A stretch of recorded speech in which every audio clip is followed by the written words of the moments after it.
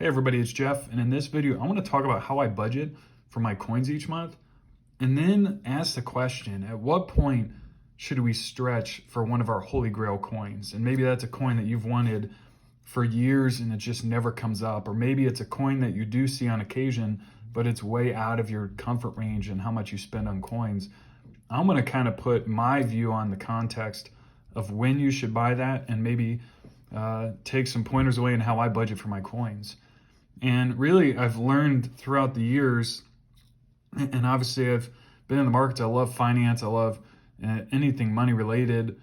So I created just a hypothetical budget here, and this is not mine. This is just a generic example, but this is exactly how I do it, where at the start of every month, I have an income that's coming in. Now, most people have a job that gives them paychecks every week or every other week, and the income is very predictable. That's really a key to this budgeting style. So let's say your monthly income is $5,000, and you know to run your house, which is all house expenses, mortgage, interest, real estate taxes, etc., is $1,500. The nice thing is most of those are fairly predictable. Yes, there's some electric that might go up and down. You could put it on a budget. For the sake of simplicity, let's just say it's $1,500 to run your house. Non-house recurring, such as a car loan, other monthly expenses that are fixed, that are coming out no matter what, is $1,200. Your food and gas is going to be variable, but over time it gets somewhat predictable in how much you spend to feed yourself and your family. And then saving is an important one. That is something that should not come out last, and obviously not first either, but somewhere in between here. And this is kind of how I view it, where at the start of every month, I know how much income I'm going to have, and I know all of the fixed expenses essentially. And then what's left over gets split between my general spending and coins.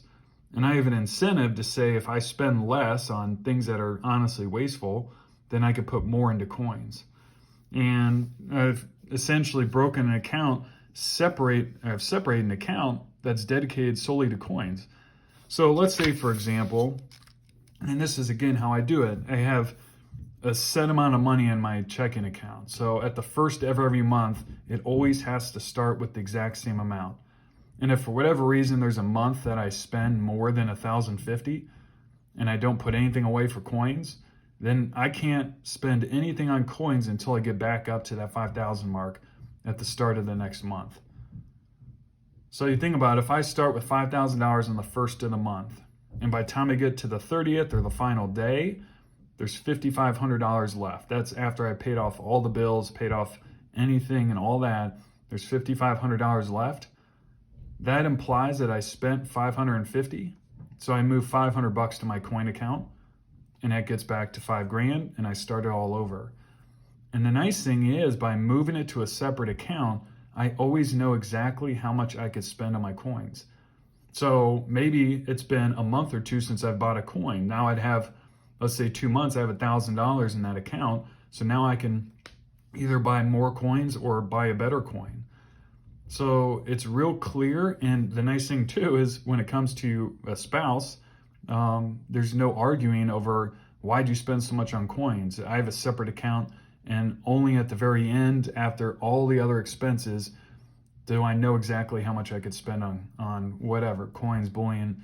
The other nice thing too, a lot of coins, the great thing about our hobby is they maintain their value. So it's not like you're spending it on a wasteful hobby where $500 goes to zero. They're always going to maintain some value. Now they might go down, or the selling expense might cut 10, 15% into whatever you paid when you're trying to get back out of it. But they're going to maintain some value, which is in itself a savings account over time, which is very nice. Now, of course, you have to buy smart. So this is kind of how I budget. This is how I run my house, and also what is left over for my coin account. So I have a separate coin account. And then it goes to the question, at what point, that's just a nice coin I like.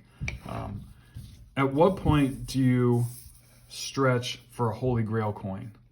Now, everyone has a different Holy Grail coin. Maybe you're used to spending $50 on a coin, and you see one that's $500, and that's 10 times more than you normally pay. And that's clearly out of your comfort zone. Maybe you have normally buy $500 coins, but you see one for 2,000, that would be the ultimate coin to own. This is the key question. At what point do you stretch for that? And I bring this up because I did this past weekend, and I view coin buying as I've learned over time, less is more, in my opinion, where I slow things way down. I used to, when I first started this hobby, I felt like I got a high of every coin I purchased, so I was constantly buying coins.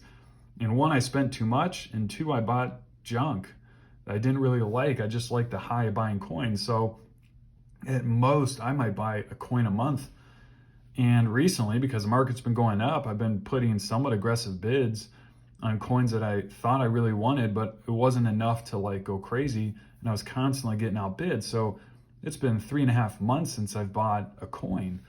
So I essentially have 3 months worth of coin savings, but there was a coin that came up that was essentially 6 months worth of savings for me, which means not only do I spend all of that, but I pre-spend the next 3 months.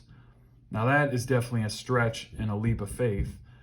And the one thing I would say, this is kind of my thought process in determining whether or not I should even do this. One, you have to ask yourself, how often does this type of coin really come up? And I feel like you can only truly know that if you've been in the hobby for more than a year. And I say that because in my first year, I thought every nice coin only came up that moment and I had to jump on it. And one thing I've learned through time and observing all the auctions and eBay is that nice coins do come up somewhat regularly. It's amazing how frequent a semi-rare coin is. Take the 09S VDB. Just about every single week you can buy an 09S VDB, especially if you're not looking for some super great or super toner. If you're just looking for a VF30, you're going to be able to buy one. So if that's your Holy Grail coin and you can't afford it now, you should wait. For me, this coin was one that I know the series extremely well, and I know this coin extremely well. I've seen it on PCGS Coin Facts, and I know that it is an extremely rare coin, and I don't think it'll ever come back up for auction, or it might be years before it does. So I really sat down. I say, I know that I'm the kind of coin collector that buys slowly. So I sat 3 months without buying a coin, and this coin came up that happened to be right in between. It's not going to be here in 3 months. That would have allowed me to save up all my money. So I put a leap of faith and bought this coin knowing that I'm going to hold on to it forever and absolutely love it. But I only know that because I've been following these markets closely for 3 to 4 years now, and I know how rare this coin is. So I would say, first, don't stretch if you're within the first year of coin collecting, because the reality is nice coins come up more frequently than you realize. Second, make sure that even if you do stretch beyond your coin budget, that you are going to be okay, that you have more savings set aside, that you're not going to have to buy it on credit. That's the key too. I still was able to pay cash. We just dipped in.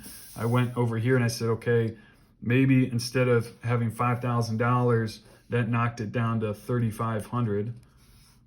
And now I'm going to have to spend the next 3 months both spending less. So I have to really watch my spending and not buying any coin purchases to get this back up to 5,000. So that's kind of my clear line in the sand of I can't buy a coin again until I get that above 5,000 on the first day of the month. So I just wanted to kind of give you guys my view of both budgeting and when to buy a Holy Grail coin. I hope this helped. Take care.